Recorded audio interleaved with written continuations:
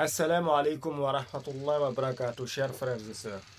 Alors, nous allons continuer toujours l'explication du livre de telle sorte que vraiment vous puissiez comprendre. Et comme je vous l'ai si bien dit, le premier chapitre, c'est presque, il faudrait tout simplement chercher à comprendre parce que c'est l'importance de l'arabe que on nous fait voir au niveau de chapitre 1. Donc, nous allons continuer au niveau de 1.6. L'arabe, une langue du temps et du rythme. On dit chaque mot arabe est rythmé, ça c'est clair. Chaque mot arabe est rythmé. La langue repose sur des mesures phonétiques, presque musicales. Donc vous aurez l'impression que à chaque fois que vous lisez le Coran, et qui que ce soit lire le Coran, même quand vous vous rendez dans un mosquée, de la manière dont on lit le Coran, vous aurez l'impression que c'est comme une chanson. Alors que c'est comme cela, c'est comme cela l'arabe est exactement. Voilà. Ensuite, en écoutant une réaction coranique ou une poème, tu remarqueras la musicalité naturelle de la langue. Voilà pourquoi le proverbe syrien dit l'arabe ne se parle pas, il se chante. Cette dimension sonore est aussi une clé de mémoire. Chanter les mots, écouter les sons, répéter à haute voix, il t'aidera à retenir plus facilement. Donc, ta mission pour ce premier mois, l'objectif du mois 1. Donc, l'objectif du mois 1, voilà ce que tu devras faire. Ou tu devras avoir comme objectif au niveau du premier mois. Comprendre le rôle des lettres et des sons. Reconnaître les lettres isolées. On aura l'occasion de voir tout cela, les lettres isolées. Mais seulement qu'il faudrait savoir avoir comme objectif de reconnaître les lettres isolées. Ensuite, commencer à lire de petits mots. Pratiquer l'écriture manuelle des lettres arabes.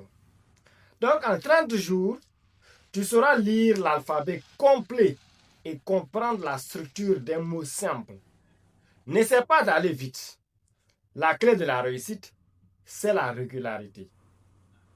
Donc, conclusion du chapitre 1. Tu viens de découvrir l'âme de la langue arabe. C'est ce que nous venons de découvrir exactement au niveau du chapitre 1. Sa richesse, sa logique, sa musique et sa portée universelle. Tu comprends désormais maintenant pourquoi elle mérite 365 jours d'attention. Parce qu'elle unit le cœur, la culture et la raison.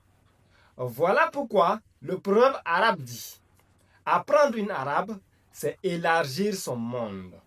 Ensuite, nous allons commencer sur le chapitre 2, à laquelle nous verrons l'alphabet arabe et l'écriture. Mais dû au fait qu'il y a une information que nous devrions savoir avant tout d'abord, c'est ce que nous allons chercher d'abord à lire et après on verra le reste. Donc en 2.1, l'alphabet arabe, voilà ce qu'on nous dit au niveau de l'alphabet arabe. C'est un art et une logique. Ce qui veut dire quoi? Que l'alphabet arabe compte 28 lettres.